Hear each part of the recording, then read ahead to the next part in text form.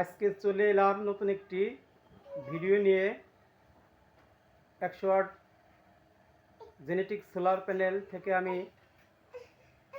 কি ব্যবহার করছি তা আপনাদেরকে দেখাতে চাই। এখানে একটা দেখতে পাচ্ছেন ডিসি ফ্যান নিজ হাতে তৈরি করে নিয়েছি। ফ্যানটি চালাই দেখাই, অনেক বাতাস দেখতে পাচ্ছেন। এবং এই সুইচটা দেখতে পাচ্ছেন, এটা একটা 12 ওয়াটের এলইডি লাইট এবং এই সুইচটা একটা জালি ফ্যান। এই সুইচটা আর একটা ফ্যান পাশের রুমে, এবং এই সুইচটা বাথরুমের লাইট বাইরা, সেটা আপনাদেরকে দেখাবো। এই সুইচটা ঘরে লাইট আমার, যেমন এই লাইটটা আমি বন্ধ করি যখন, এই লাইটটা তখন চালাই।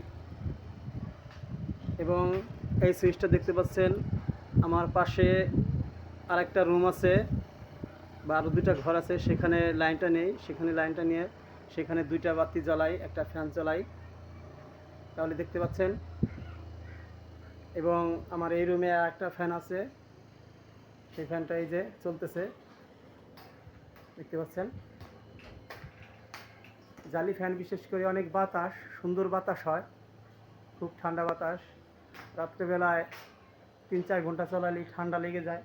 এই যে দেখুন, কন্ট্রোলার প্যানেল থেকে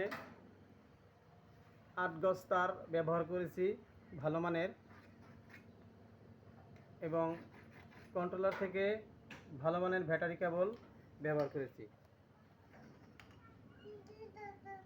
এই ব্যাটারিটি অটো ভ্যানের 160 এম্পিয়ার ব্যাটারি, ভালো।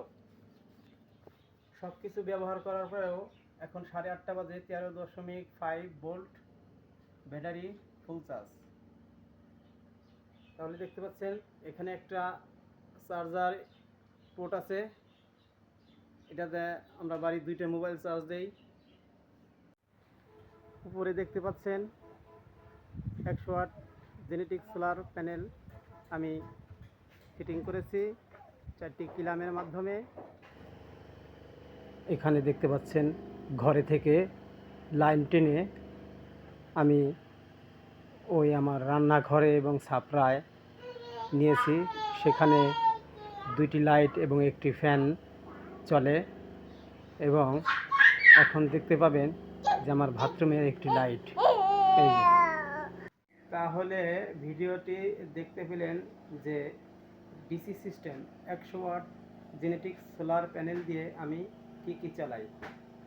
আশা করি আপনারাও ডিসি সিস্টেম সোলার প্যানেল ব্যবহার করবেন, তাতে আপনাদের অল্প খরচে এবং ভালো এবং বেশি লাইট ফ্যান ইউজ করতে পারবেন। 24 ঘন্টা লোডশেডিংয়ের কোনো ভয় থাকবে না। আশা করি ভিডিওটি ভালো লাগলে আপনারা লাইক করবেন, শেয়ার করবেন এবং আমাদের পাশে থাকবেন।